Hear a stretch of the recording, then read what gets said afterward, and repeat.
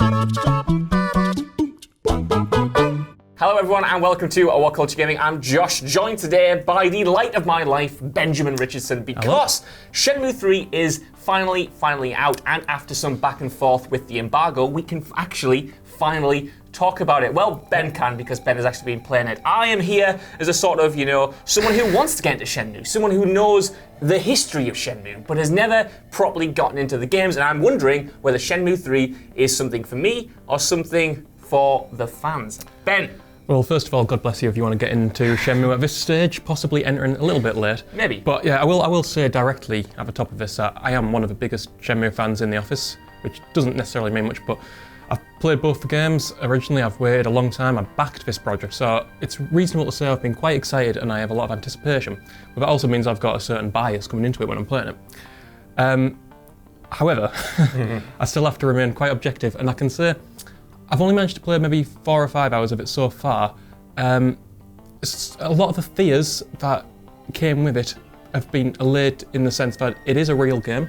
Right. You can play it, you can move, you don't fall through the world, it doesn't crash, anything like that. But it possibly, it's hard to say if it's a disappointment at this point, because I don't know if the expectations were necessarily very high, but it's definitely not a game that I would willingly or in good faith recommend to anybody who's never played a Shenmue game before, right, or is looking to get into the series, or is just generally looking for a good game in 2019. Okay. So, Shenmue, and I mentioned this before we came on, the original Shenmue gave us a glimpse into the future of gaming. It came out in 1999. It was completely ahead of its time, had a huge budget that allowed it to do this. It presented this open world, this real world that was so meticulously detailed, gave you a slice of life. It had so many extraneous details that just allowed you to live in this world, this Ryo Hazuki's world. Shenmue 3, coming 20 years later, it's a glimpse at the past, but unfortunately it's not the past that Shenmue fans maybe would have wanted. It's more like 2008. So interesting. Yeah, it's sort of stuck between worlds. It doesn't really know what it wants to be. It's neither retro and it's neither modern. So it ends up with this sort of higgledy-pickledy affair that pleases neither sets of fans, I believe. My big question is this a purposeful design choice? Is it trying to go, be this throwback sort of game, or is it a limitation of the budget? Because what was it, the first or second game that was made for $70 million, and this has a budget of about $7?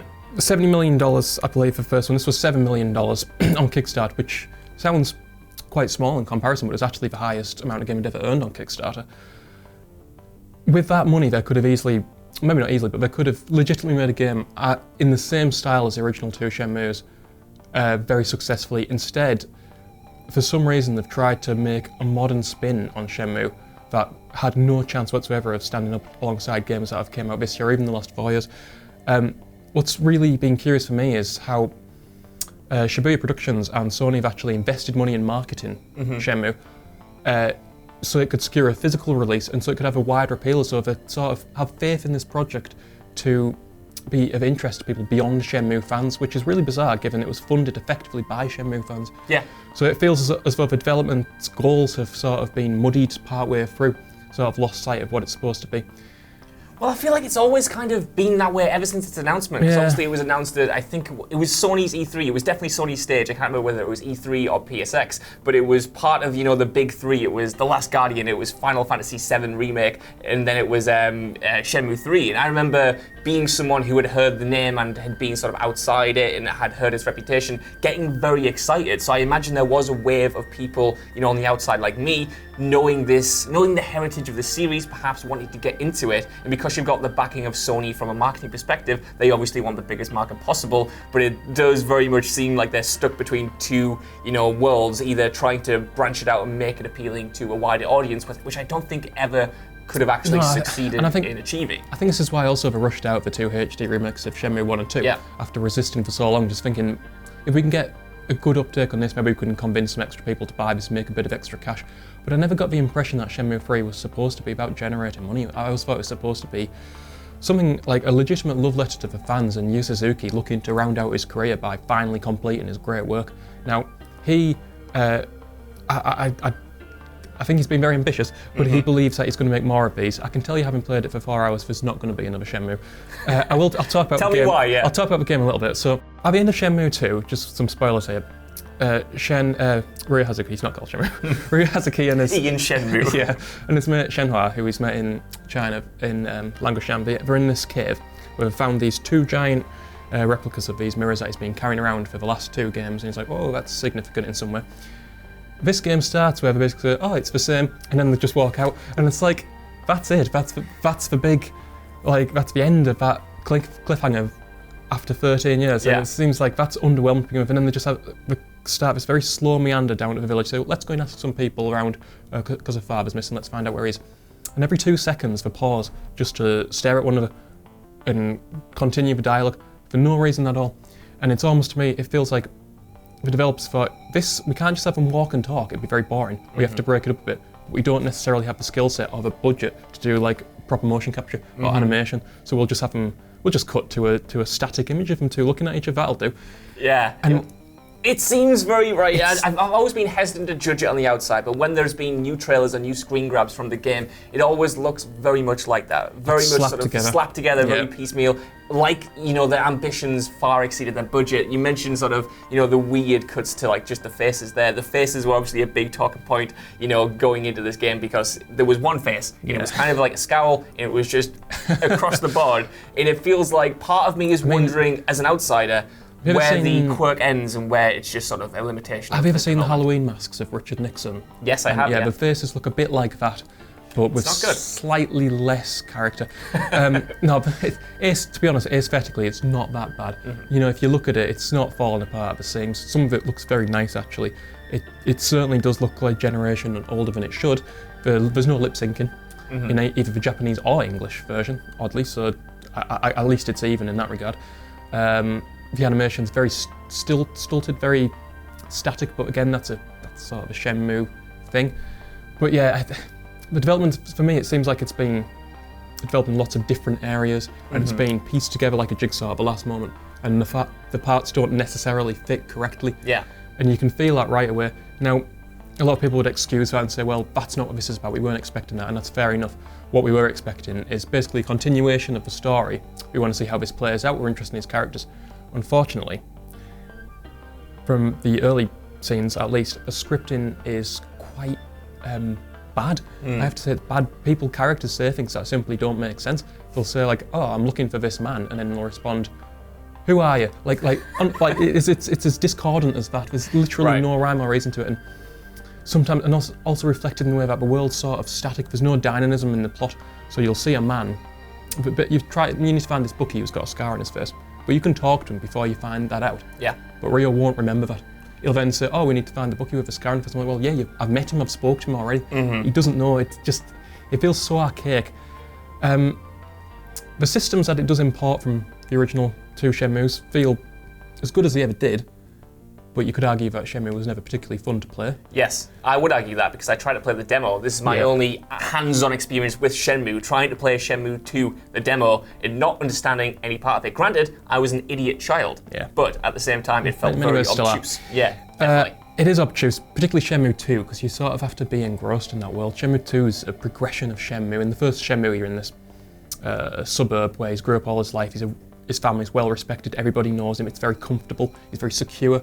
People are happy to help. In Shenmue 2, he goes off on this extravagant voyage across the ocean to Hong Kong. And when he arrives, he's expecting the same things, and nobody's friendly at all. No one wants to help him. Everybody's out to get something. People deceive him. He's so naive, and it really comes through. You feel it in this maze-like city. You feel a legitimate sense of being lost. It's a really great progression. Whereas this game just feels like, here's some more Shenmue in a field, in a little village, and it's just, you can do Shenmue-like stuff, but it doesn't feel like it necessarily follows on from that in the way that fans would have wanted. That's a good question. What do you think fans do want? Because I know you can speak from your own perspective. Are they looking for closure to the story, or are they just looking for more Shenmue and a sort of nostalgia hit of a kind of game that they aren't being given anymore? And maybe that's fine if they have to put up with things like, you know, some dialogue not making sense or whatever. It sounds like a lot to, you know, try to brush off. I think dialogue making sense is imperative to the story. I would argue that as well. You said about games that were not being given anymore. In many ways, Shenmue is very similar to Death Stranding. Oh, go on. It's a game by a very esteemed, creative mind in the video game industry with a lot of big reputation, who at one point brought it on, but it's also a game where you ultimately do nothing. You just walk very slowly. But the difference is that Death Stranding is good. And this is... It feels... Death Stranding feels intentional in its flaws. Like, the parts that are boring are supposed to be boring. This just feels tired and like it's something that probably should have been left to lie. It's like an arcade game in many ways. It does have some new systems, I will say that. You can now collect herbs around the village. You can pick up some licorice and you look at it. And that's it, that's one thing. You can also, there's a system with stamina where if you don't eat, you fall over. You mentioned this before, Yeah, you have to eat garlic. Raw garlic helps you not fall over. I do that in real life, I find that as well. Yeah, so that's quite good. Very realistic. But it's one of those mechanics where, does it improve the game or is it just fair so it can say it's got it? Yeah. Yeah, I think it's definitely in the latter category. Like you said, you've played about 4 hours. This is obviously a very big game. This is definitely not a review, so don't please slay us down in the comments. It's very much a first impressions. Are you looking forward to playing more? Because I was looking at a couple more impressions across the internet before coming in today, and they had a lot of the same problems, like these issues that were sort of mounting. But a lot of them said they were excited to play more. Where are you at on it? I at one stage of my life, really wanted another Shenmue game. I wanted to see how it would go. Maybe about 10 years ago, I'd given up on the dream and thought, you know what, let's just leave it lie. Now it's here. I think I owe it to myself to see it through at the end. I absolutely will complete it. I'm looking forward to seeing where it goes because one way or another, it's interesting. It's not what I would have wanted. I would have preferred it not to exist, quite frankly, but it's here, so I'll do it. I hear it's going to be about 40 hours long. I'm not necessarily looking forward to spending that much time searching for herbs and eating garlic. Yeah. But if that's what I've got to do, it's what I've got to do. My final question is, when it comes to sort of games like this that, at least try to do something, unique that we aren't getting anymore, I can excuse a lot of issues. That's the thing. Will I be able to excuse these? It's not trying to do something unique. It's trying to beat an old game and failing to do that. Right. Which is a cardinal sin. It reminds me of Sonic 4 or Mighty Number 9. Examples of a retro-inspired game that just don't seem to get it right because they don't quite have the correct focus. It's not like a Shovel Knight or a Sonic Mania or Blood Cursed. Yeah. Bloodstained, sorry, Symphony of the... I can't remember what it's called. You know which one I mean. The Castlevania one. Yes, no, it shouldn't. I love that it's just bringing you to this. It's just sort of still in frustration. Honestly, it's breaking my heart trying to create, because I want people to love Shenmue, but I know nobody could possibly play this game and love it. Right. Based on these 4 hours, they're going to play it and think, what on earth is this? Oh man, disappointingly, I can't say I'm all that surprised, but I want to know what you guys think down in the comments below. Have you been playing Shenmue 3? Are you at all interested in at least trying it out or going back to the 1 and 2 HD collections? Let us know and give us a like, share, subscribe while you're down there. Also, just really emphasise that I'm nowhere near finished, so we'll be back. Of course, we will be back for more coverage. Ben will be writing loads and loads on the site, so absolutely check that out. But yes, please give us a like, share, subscribe, and head over to the site for more content like this every single day. Even if you don't know, I've been Josh, this has been Benji, you've been watching WhatCulture, and we'll see you soon. See ya.